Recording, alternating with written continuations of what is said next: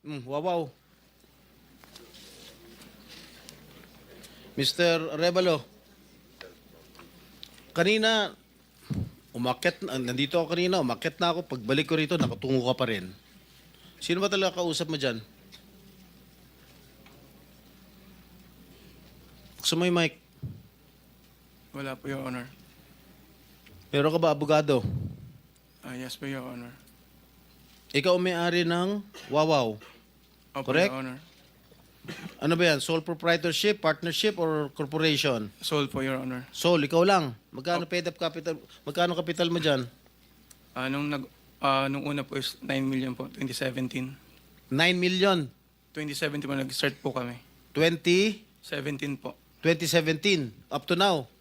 Hindi po. Sole proprietor pa rin hanggang ngayon. Apo. Okay. Paano ka naka-garner with 9 million as your capital? Paano ka nakakuha ng malalaking proyekto sa DPWH? Nag-start lang po kami nung 2019 po na may nagka-project po. 2019? Opo. Sino kausap mo? Wala po, Your Honor. Wala po. Wala kang kausap? Wala po. Okay. Involved ka sa Ghost Project? Your Honor, I invoke my right to self-incrimination, Your Honor. Ano nga? Pakiulit. I invoke my right for self-incrimination, Your Honor. What? To self-incrimination na sabi niya. Senator Jinggoy. Malinaw ba Mr. Chair. Pwede bang... linawin muna natin yung sinabi kasi ang narinig ko, I invoke my right to self-incrimination. Against Against incrimination, Wala Your akong narinig Honor. na against eh. Plus, Mr. Chair, dapat tumingin ka rin sa nagtatanong mo, Mr. Wow. Ayaw ba tumingin sa amin? Huwag kang kausap Yuko mo. ka na, yuko dyan. Lamesa yung kausap mo eh. Senador yung nagtatanong sa'yo. Harapin mo rin. Thank you, thank you. Anong pangalan niya? Arevalo. Mr. Arevalo, meron kang abogado? Yes po, Your Honor. Is he here? He can give you legal advice. Yes po. Nandiyan ba, abogado mo? Nasaan ang abogado mo, Mr. Arevalo?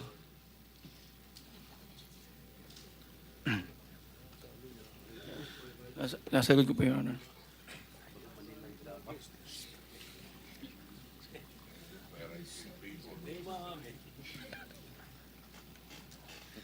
Hindi po. Tinatakot ka lang, Mr.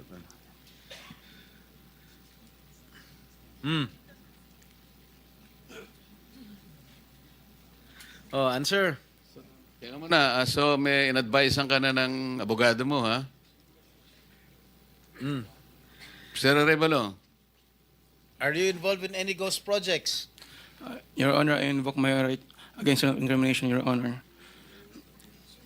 Ilang taon ka na? 37 po, Your Honor. 37. Wow, bata ah. Bago ka pumasok sa mga kontrata sa gobyerno, ano trabaho mo dati? May mga, may nasa construction company po ng kamag-anak po. Kamag-anak mo? Gaano kalapit yung kamag-anak mo? Tatay mo ba yan? O pinsan? Tsuhin? Mga kamag-anak lang po, tita po. Nga, sino nga ang kamag-anak? Kung namin kamag-anak. Tita po. Ha? Mga tita po. Tita mo? Po. Nasa construction business? Opo. Tinuruan ka? Naglayasan po muna po. Ha? Layasan po. Ano Your Honor. yung mga proyekto mo? Ano mga nakuha mo proyekto rito sa DPWH? At saan?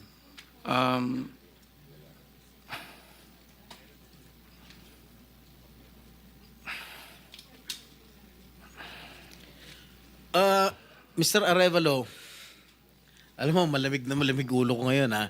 Pero pag ikaw, tumingin ka ng tingin na sa cellphone mo, hindi ko alam kung ano binabasa mo dyan, humarap ka sa amin. Opo.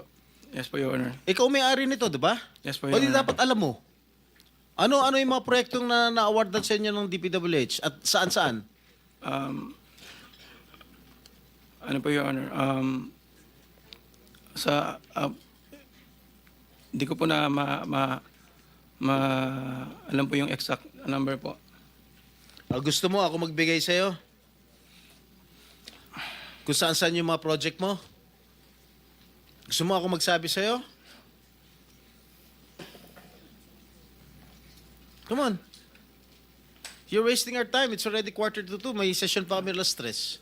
At marami pa magtatanong. That is what I was trying to advise everybody. Kasi po, gagamitin sa session mamaya to 3 o'clock. Kaya nililimit po namin ang sarili namin na magtanong. So, Mr. Chair, Senator kung di naman Jinggoy, sumasagot ito hindi sumasagot agad-agad ito, how can you deduct it from my time? Hey, Mr. Arevalo, Yes po, sumagot ka Yes po, agad. Your Honor. Ha? Yes po. Oh, alin-alin yung mga proyekto na nawardan sa ng DPWH at saan-saan to? Meron po kaming sa QC po, sa Metro Manila First. Meron din po sa Quezon. Bulacan. Your Honor, I invoke my right against self-incrimination, Your Honor. Anak ng patingo. Tinatanong ko, how can my question incriminate you? Tell me. Tinatanong ko lang saan yung proyekto mo. I invoke my right against self-incrimination? Sorry po, Your Honor.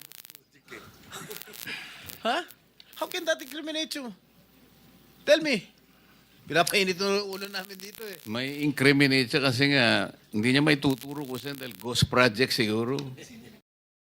Oh, Dahil po may mga usapin na na may mga allegation po na mayroon nga pong anomalya. Kung magsasalita po ako, pwede po magamit laban sa akin. oo nga. Simple lang naman. Wala naman ako tinatanong sa'yo kung ano. Tinatanong ko lang, saan itong mga proyektong na-awardan sa'yo ng DPWH. Ang dami mong binanggit na probinsya. Quezon. Ano pa? Ano binanggit niya? QC. Karamihan ito, Bulacan. Ba't di mo mabanggit ang Bulacan? Ha? Meron ka pa nga San Juan eh. Hindi mo binabanggit eh. Ha? Metro Manila First po yun, Your Ano? Honor. Sa Metro Manila First po yun, Your Honor.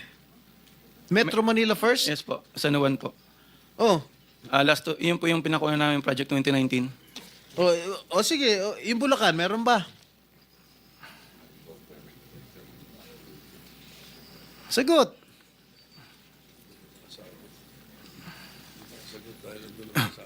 Your Honor.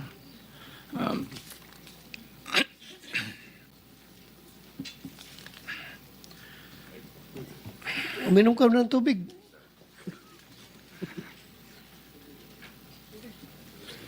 Oh. Ilan? Ilan? Di ko pa sigurado, Your Honor. Oh, dito base sa record namin, meron kang 42 projects sa Bulacan. Meron kang 42 projects sa Bulacan. Yung bulk ng na-award na contract sa inyo ng DPWH, ang bulk mo nasa Bulacan. 42. Ha? 2 sa San Juan. 2 yata sa Quezon. Meron sa Ilocos Norte. Meron sa Caloocan. Meron sa Laguna. Yan, Bulacan lahat to. San Juan. Quezon City. Tsaka identical ang presyo ha.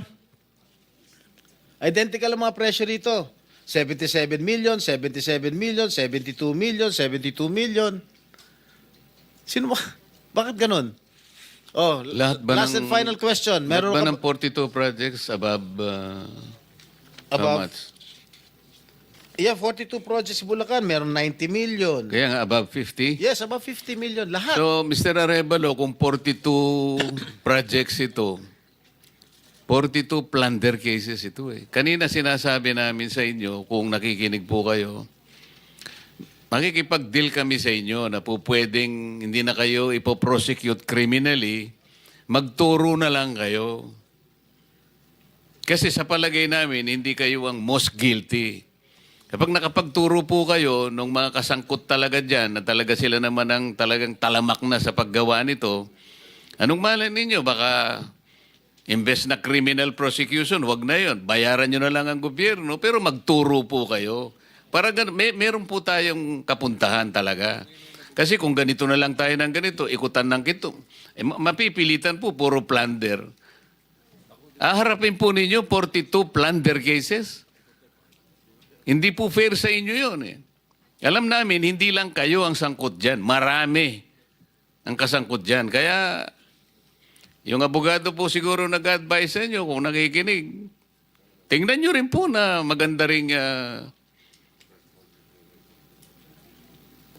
offer para sa amin ito.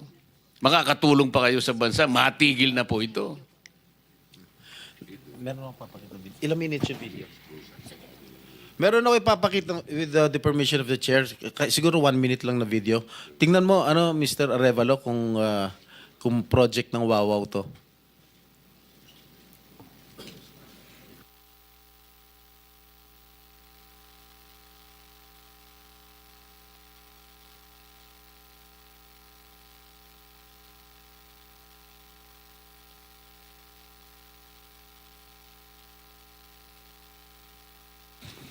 Familiar ka dito?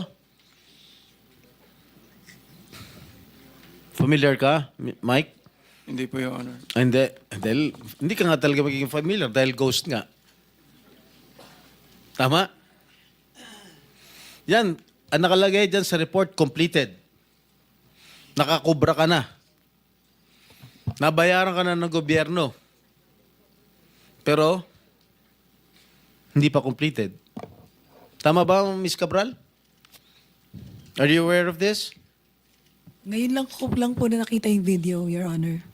Na hindi kompleto, di ba? Pero bayad sila. Wala po akong nakikita. Sa Hagonoy, Bulacan. So, hindi mo alam, Mr. Arevalo. Ngayon ko lang din po, Ha? nakita yung video. Ngayon ko lang din po nakita yung video, Your Honor. Oh, talagang hindi mo makikita dahil hindi mo naman alam. Kasi nga ghost. Di ba? Alam mo, nag-iisip na ako kung isa-cite kita yung contempt dito eh. Huwag mo lang ako subukan, please. Okay, babalik ka kita next hearing ah. Miss Sarah? Mr. Chair, with the indulgence of the SP Pro Temp, Yes. interjection. Yes, Okay, please. provided it's very brief kasi Yes, kulang very na po brief, tayo Mr. sa Chair. panahon. Apo, very brief lang. Sabi nyo kanina, and salamat po sa SP Pro Temp at Mr. Chair. Sabi nyo kanina, Mr. Arevalo, na meron din kayong mga proyekto, ang Wawaw, sa Quezon City sa pamamagitan ng Metro Manila First.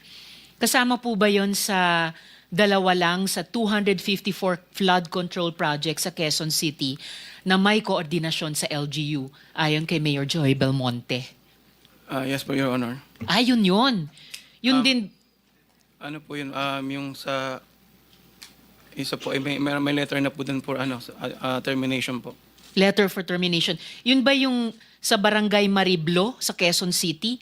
2 pumping stations na nagkakahalaga na 282 million pesos na magkaharap?